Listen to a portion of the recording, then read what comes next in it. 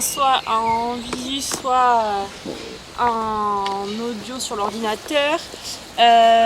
Donc le MODEF des Landes a organisé cette conférence de presse pour justement faire un point de situation et continuer à informer nos agriculteurs et l'ensemble du grand public sur la situation de la grippe aviaire dans notre département qui évolue rapidement, et pour aussi refaire remonter nos propositions et essayer de continuer à organiser un débat de fond sur nos idées. Julien Morat va vous faire la présentation de justement faire le point de situation. Donc aujourd'hui, ce lundi 22 mai, avec pas mal de foyers et une augmentation de la grippe aviaire dans le département. Alors bonjour tout le monde, point de situation du 19 mai, c'est la dernière actualisation officielle. On était à 55 foyers, donc il y en avait 37 pour le Gers, vous pouvez en rajouter 4, donc 41. Les Landes officiellement nous étions à 15 je crois, quasiment tous en palmipède. Il y a quelques foyers en volaille, galus, et il y en a minimum 2 en pondeuse aujourd'hui. Il y a 3 foyers dans les PA, un chez un particulier et 2 salles de gavage. Le démarrage a eu lieu dans la zone touchée cet hiver, du côté de Manciette. C'est une résurgence du virus, ça c'est officiel, donc c'est le même virus que cet hiver. Il n'y a pas d'explication sur la réintroduction du virus dans le compartiment élevage. Le virus n'a concerné pour l'instant que des élevages en filière longue jusqu'à présent. Aujourd'hui c'est moins le cas parce qu'on est dans un cadre de diffusion, donc comme on le sait bien ça touche tout le monde, mais jusqu'à présent il n'y avait que de la filière longue, et à 2/3 des cas des animaux qui n'ont été que en bâtiment. Donc un tiers avait un accès à l'extérieur et les 2/3 étaient en bâtiment. Sachant que la résurgence a eu lieu dans des élevages uniquement en claustration. Qu'est-ce qu'on peut dire de plus Sur cette résurgence justement, sur la résurgence. L'incompréhension, qu'elle soit du côté scientifique ou des éleveurs ou de qui qu'on veuille, parce que aujourd'hui c'est un virus qui peut rentrer avec n'importe quoi. Ça peut être des rongeurs qui l'amènent des parcours contaminés, mais ça j'y crois pas, que les parcours sont contaminés. Ça peut être l'asiphone par un contact indirect ou direct avec les animaux. Ça peut être des mauvaises désinfections. Il faut savoir que les derniers cas dans le Gers et dans les Landes, pour le peu de zones touchées, étaient, je crois, aux alentours du 18 janvier pour des remises en place à partir du 6 mars. Donc les vides sanitaires qui avaient été imposés dans les zones infectées jusqu'à aujourd'hui est un minimum de plus de 2 mois. On sait que les virus se conservent dans les lisiers potentiellement jusqu'à 60 jours, dans les fumiers jusqu'à 42 jours. Bon, il y a des marges de tolérance, ça peut être plus, ça peut être moins. Mais au vu des conditions hivernales qu'on a eues, où il a quand même fait un hiver relativement froid et malgré tout il était plutôt sec, on dit que ce n'est pas des conditions forcément propices à une conservation, mais bon, le froid fait qu'on peut le conserver longtemps. Un dernier point que je voudrais aborder, on a encore des infos manquantes, nous de notre côté, sur l'âge des animaux, sur le nombre d'animaux dans les élevages concernés. Bon, il y a quelques chiffres qui sont sortis, notamment à Benquette, sur un élevage de 30 000 de canards. On ne connaît pas l'âge. Si ce sont des animaux de 15 jours, à la limite c'est pas grave. Si ce sont des animaux qui ont 70-80 jours, bon là c'est plus grave parce que ce sont de gros animaux qui excrètent forcément beaucoup de virus. Donc c'est bien de savoir de quoi on parle parfois, et malheureusement on ne sait pas de quoi on parle. Par rapport à Sciences que Diffusion, c'est forcément important. On n'a pas de connaissance des liens épidémiologiques. Voilà, on manque d'informations. Il y a une transparence qui visiblement n'y est pas du tout. Pour faire non seulement une analyse plus fine de la diffusion du virus et aussi de la critique du système qui est en place, Pour moi c'est important. On a vu sur le cas de Cagnotte où ça concernait finalement 2 exploitations, donc une en primo-contamination et une en diffusion, où il y avait finalement que 7000 animaux, grosso modo, sur l'ensemble des 2 exploitations, et où ça s'est arrêté là. Autarcique. C'était des exploitations qui étaient autarciques, comme me le précise Marlene, et j'allais le dire aussi. C'est la preuve que les filières, on va dire, même si elles sont intégrées, mais à partir du moment où le nombre d'intervenants est limité, limite de fait les contaminations extérieures probables. Voilà, je vais laisser parler mes collègues, mais je pense que vous n'avez pas de...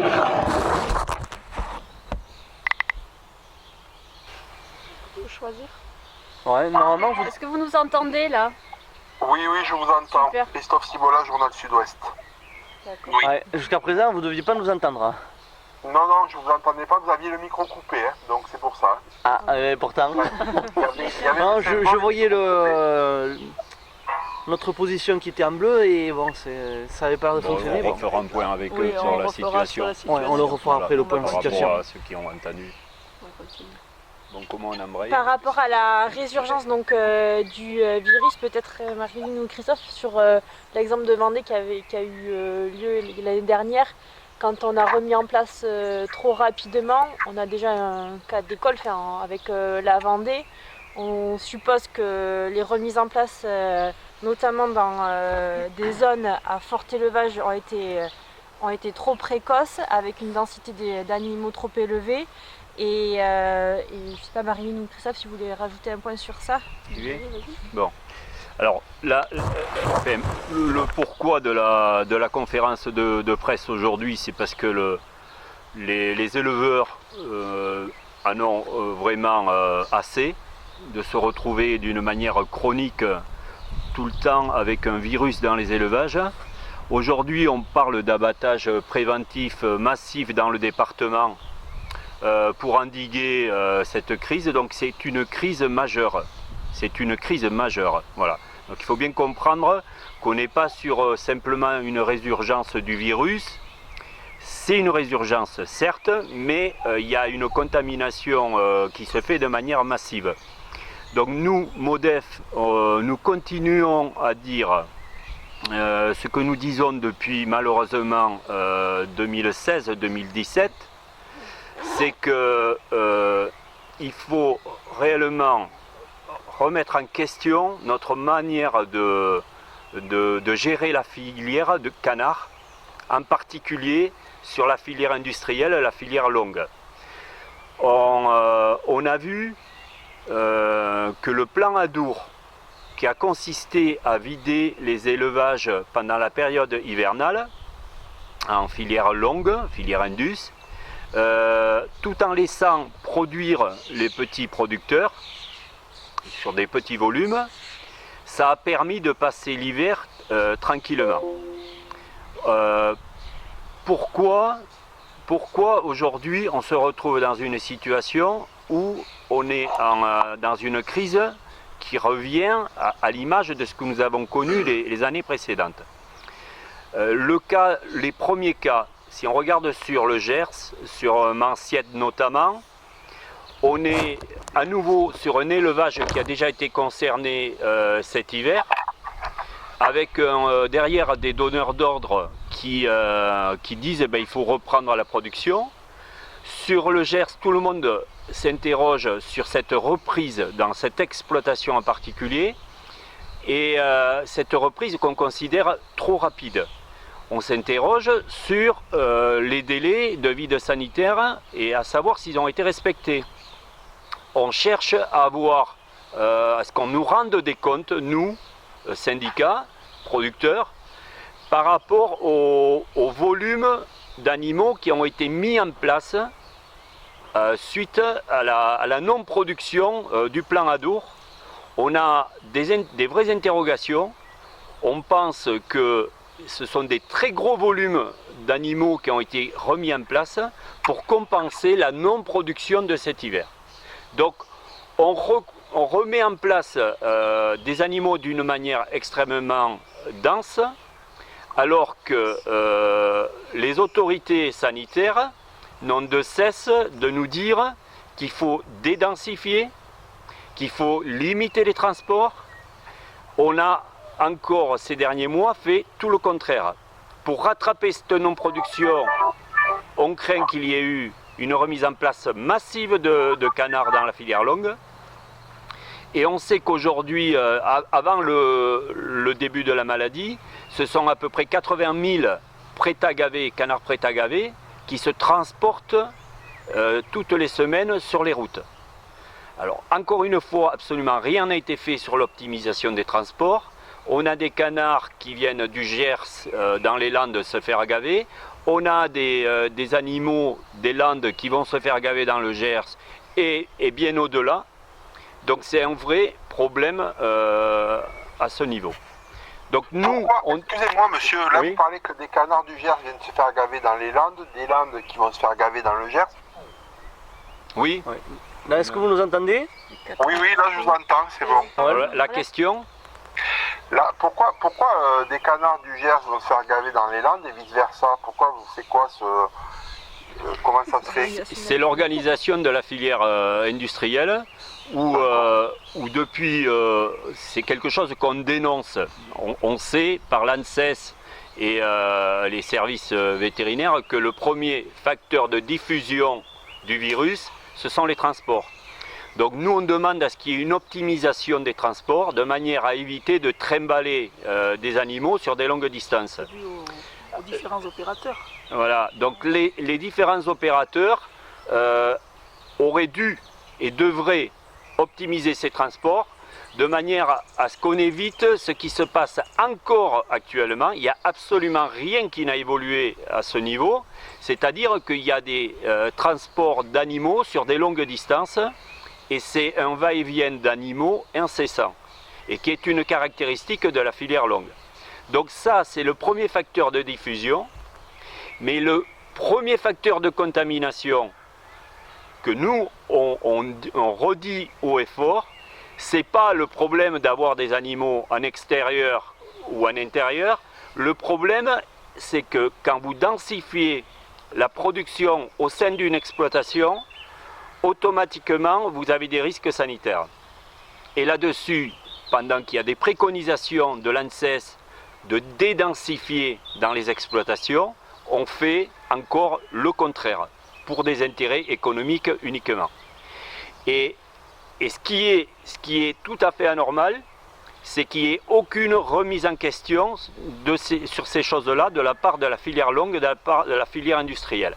Et pire que tout, c'est que les mêmes qui sont victimes, les éleveurs de la filière longue qui sont victimes de cette organisation catastrophique, ils vont encore revenir vers l'État, se faire aider pour redémarrer sur les mêmes bases. Je crains le pire pour cet hiver.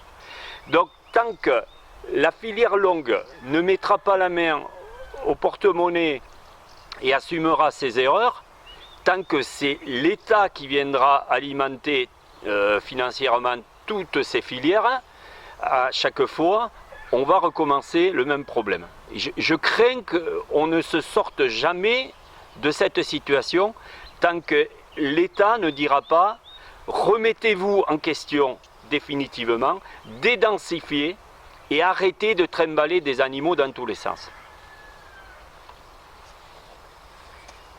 Marine, tu veux rajouter quelque chose par rapport à ce que Christophe a dit sur les propositions pour le vaccin?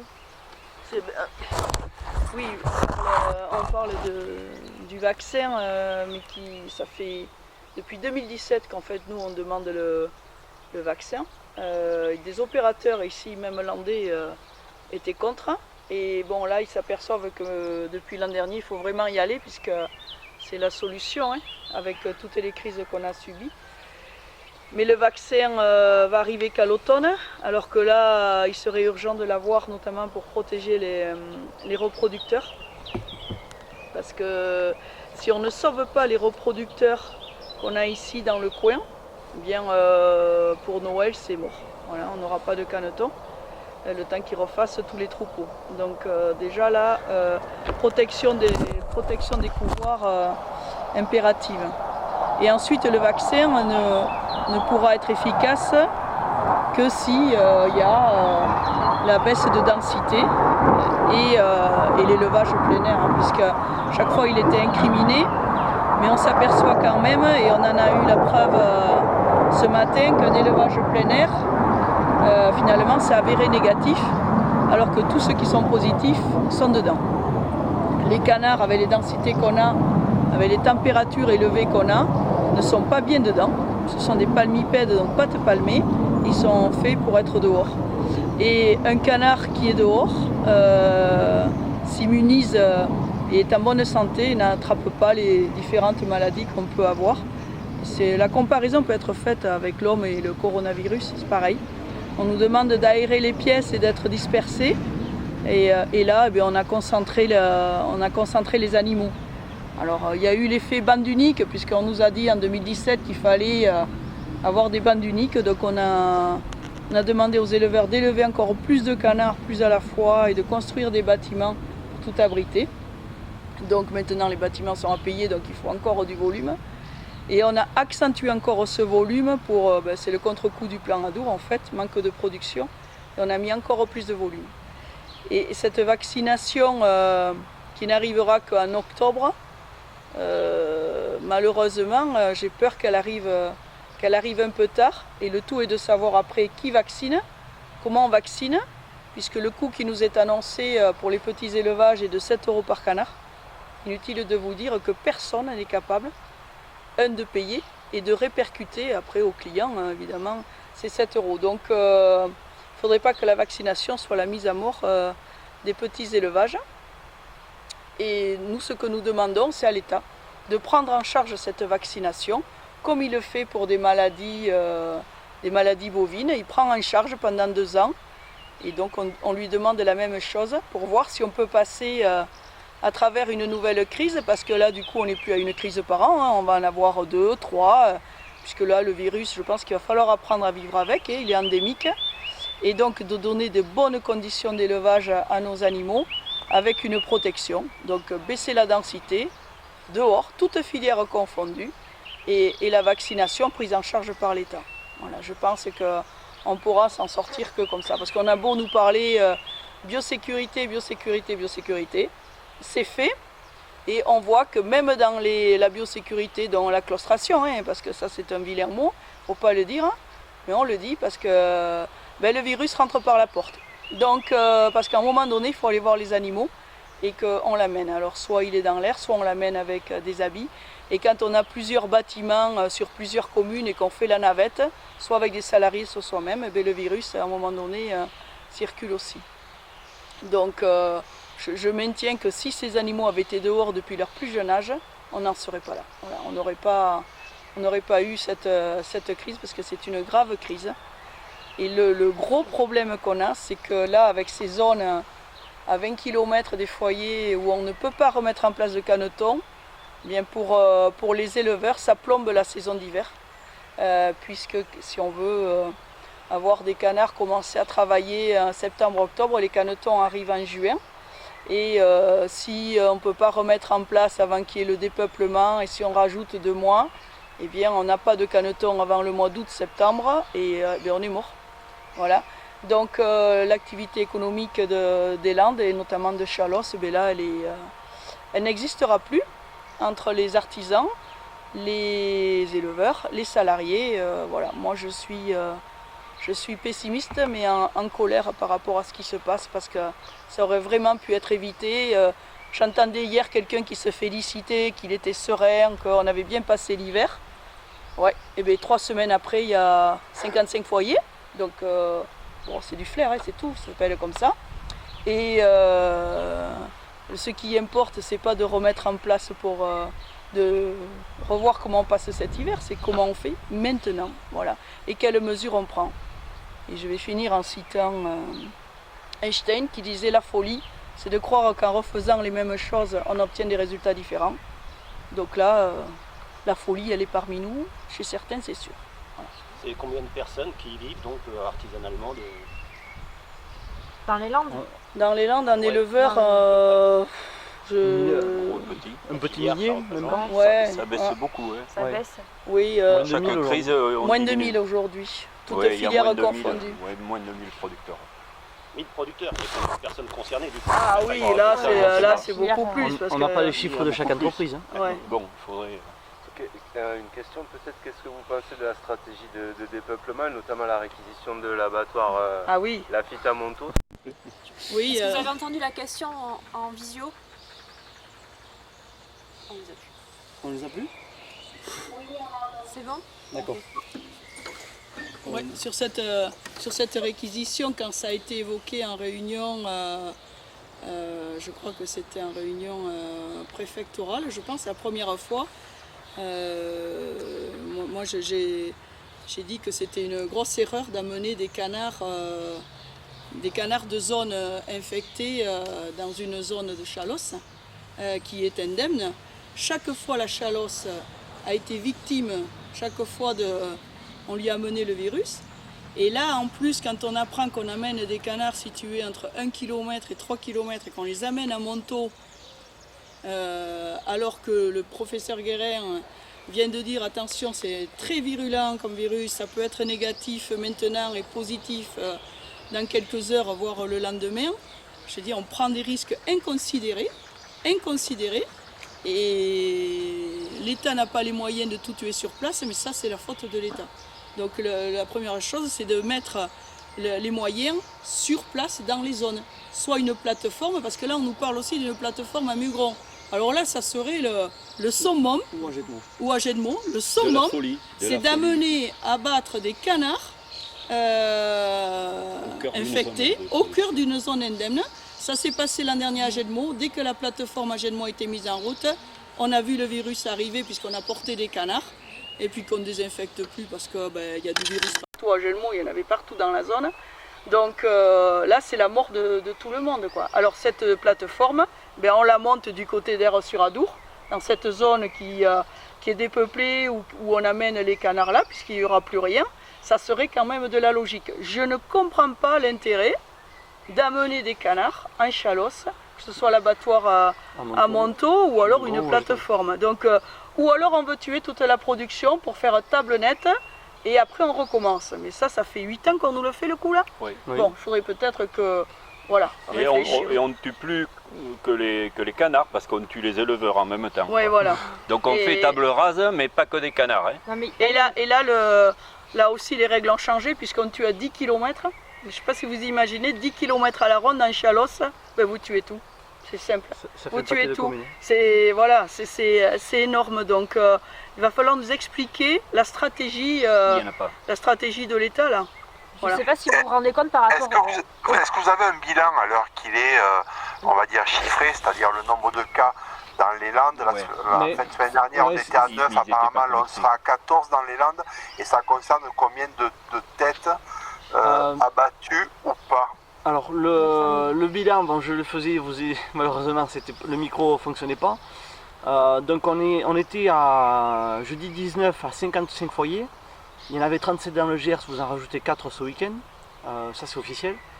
Dans les Landes, je crois que c'est 14. Et 3 dans les PA.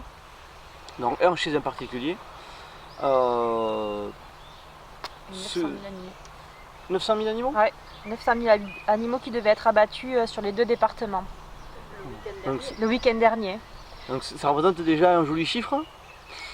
Sachant que je crois que l'hiver dernier, fin 2021-22, on était à 1,5 million ou 800 000 Ouais. de mémoire. Donc, c'est une crise majeure. C'est une crise catastrophique pour l'avenir de la filière.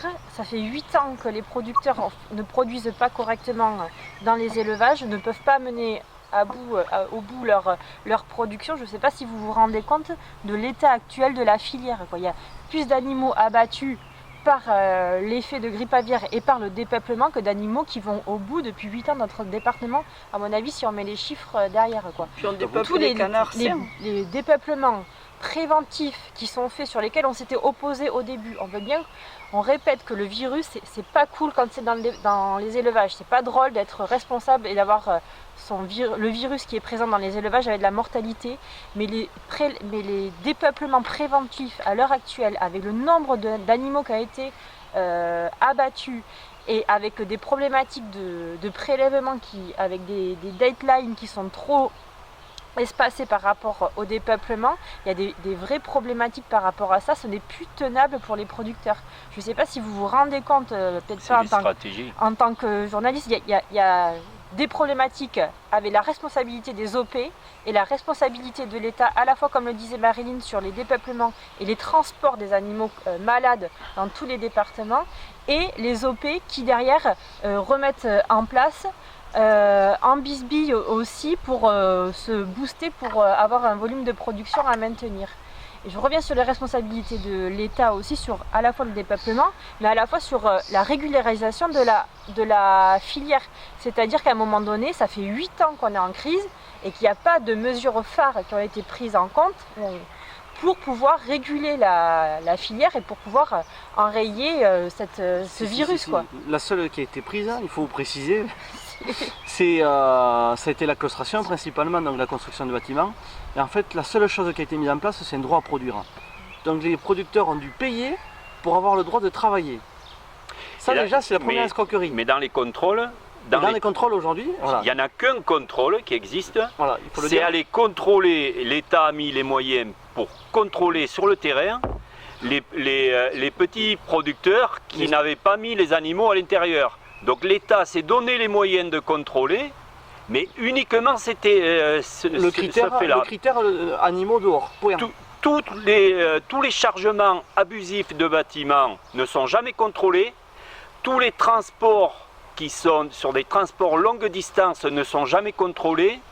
Bref, on vient emmerder les petits producteurs parce qu'ils sont sans défense et puis ils ont les services de l'État qui viennent physiquement les contrôler, et pour le reste, on nous répond qu'ils n'ont pas les moyens de contrôler. Mais ça commence à bien faire. Et pire que tout, l'État va redonner de l'argent, va re-arroser tous les opérateurs économiques, les producteurs. Les opérateurs économiques ne mettent jamais la main au porte-monnaie. Jamais la main au porte-monnaie. C'est pour ça qu'ils recommencent les mêmes stratégies. À chaque fois qu'ils jouent, eh bien, ils gagnent. Ça veut dire que ça leur coûte rien du tout. Et les opérateurs vont revenir vers le conseil départemental demander les aides pour le chômage partiel. Ils vont redemander des aides à la région pour que leurs producteurs fassent des bâtiments, encore davantage. Ils vont revenir vers l'État pour demander de l'argent parce qu'ils n'auront pas rentré les volumes. Et il n'y a absolument aucune raison pour qu'ils modifient leur stratégie de production. Ils recommenceront exactement pareil, c'est-à-dire remettre les mêmes volumes suicidaires sur le plan sanitaire dans les élevages. Ils continueront à déplacer toujours autant d'animaux dans les campagnes et à transporter le virus, tout simplement parce que l'État s'en contrefout. L'État ne fait absolument rien, si ce n'est nous dire on s'occupe de tout, vous inquiétez pas. Ils sont incapables de prendre des décisions et d'arbitrer les situations.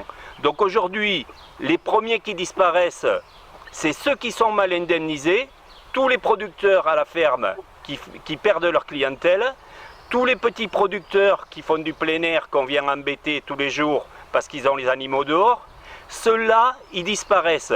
Tous les autres continueront à produire parce qu'ils sont sous perfusion d'aide publique. Et pour appuyer les propos sur les pertes des éleveurs, en 2017, il y avait 1500 dossiers d'indemnisation qui avaient été faits. La dernière crise, il n'y en a plus que 700. Donc ça veut dire qu'on a perdu la moitié des producteurs en 5 ou 6 ans de crise. Et donc on veut bien entendre qu'il ne faut jamais opposer les uns aux autres les modèles, sauf qu'en fait, à l'heure actuelle, la gestion de ces dernières années, la gestion de crise de ces dernières années a fait perdre la moitié des éleveurs pratiquement dans notre département. Et je crois que rien que ces chiffres-là, ça permet aussi de nous interroger sur les stratégies qui ont été mises en place et sur l'avenir de la filière en règle générale. Et c'est pour ça que l'on pointe à la fois les OP et à la fois l'État sur ses responsabilités, parce qu'en fait, à un moment donné, il va falloir quand même se remettre en cause. Et je pense que cette année, on doit tout remettre à plat, quoi. Enfin, je ne comprends pas comment on ne peut pas se questionner sur cette remise à plat. Les cellules de crise, quand l'État, à chaque crise, l'État dit aux opérateurs, aux gros opérateurs économiques, bon ben ok, vous faites une cellule de crise et vous fixez les conditions de la reprise de manière à ce qu'on puisse aller de l'avant. Donc c'est systématiquement les petits producteurs qui sont exclus de tout ce qui est solution à appliquer.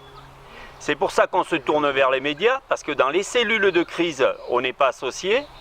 Et donc l'État paye, les opérateurs payent toutes les crises et redemandent à chaque fois aux mêmes qui sont responsables des crises de redéfinir un plan d'action pour l'avenir.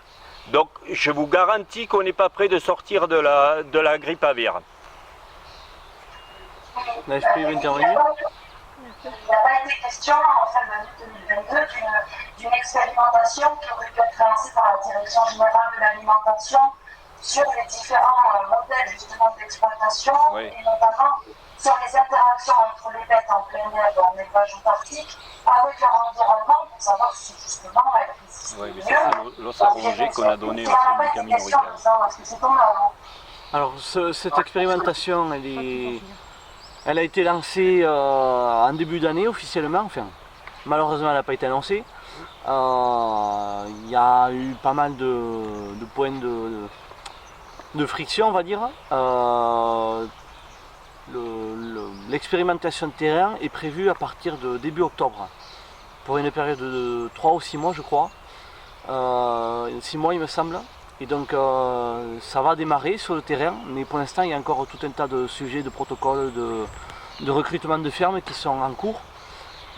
C'est un dossier qui avance mais qui n'est pas encore terminé. Juste, est-ce que vous vous rendez compte là où on en est rendu? C'est-à-dire de faire une expérimentation sur du plein air, de prouver, non mais c'est quand même dingue, de prouver que notre élevage plein air a des points positifs ou des points négatifs face au virus, quoi. Quels sont les risques ou quelles sont les problématiques? C'est quand même dingue. Surtout qu'il n'a pas fallu une étude pour nous obliger à mettre les animaux à l'intérieur. Ça a été un décret qui a été pris avec une obligation de claustration qui, c'était avant de prendre la décision sur l'obligation de claustration qu'il aurait fallu mener l'étude. Parce que ça s'est fait en 3 mois, cette discussion, et avec une obligation de claustration, alors qu'on s'aperçoit aujourd'hui, et si on raisonnait uniquement statistiquement, on devrait bien comprendre qu'aujourd'hui, c'est 95% des foyers qui sont en milieu claustré. Donc, est-ce qu'il faut avoir fait l'ENA? Est-ce qu'il faut aller faire une étude pour comprendre que la claustration a été un accélérateur en termes de grippe aviaire? Voilà. Donc, on a fait à peu près tout le contraire. Densifier la production, alors que l'ANSES dit qu'il faut dédensifier. Surtout qu'on a des exemples, sur l'élevage partout dans le monde maintenant, sur des problématiques de densité d'élevage, quoi. On le sait, ça devient une logique qui date de plus de 15 ou 10 ans sur ces logiques de dédensification, et que l'élevage de demain, on doit s'interroger sur cet élevage de demain, et que à la fois la population et à la fois les autorités devraient nous amener vers quelque chose de plus cohérent, de correspondant à un élevage beaucoup plus extensif plutôt que intensif, et nous questionner et positionner la filière là-dedans, quoi. Et depuis 5 ans, la filière avicole et palmipède de notre grande région, si je ne dis pas département, nous fait faire complètement l'inverse, quoi. Parce qu'en fait, pour vous, c'est prendre le problème à l'envers. En fait, cette expérimentation, ça ne peut pas prouver quelque chose quand même, ça ne peut pas être utile. Si, mais est-ce qu'il restera du monde? Mais le problème, c'est est-ce qu'il va rester des canards? Parce que si on ne peut pas remettre en place là, voilà, l'expérimentation, je pense qu'à l'automne, on ne pourra pas la faire. Et moi, je veux revenir sur la production. C'est la production locale qui est en danger, hein. Que ce soit la production vente directe ou la production label avec tous nos artisans conserveurs qu'on a dans les Landes, celle-là elle est en danger parce qu'elle n'est pas délocalisable.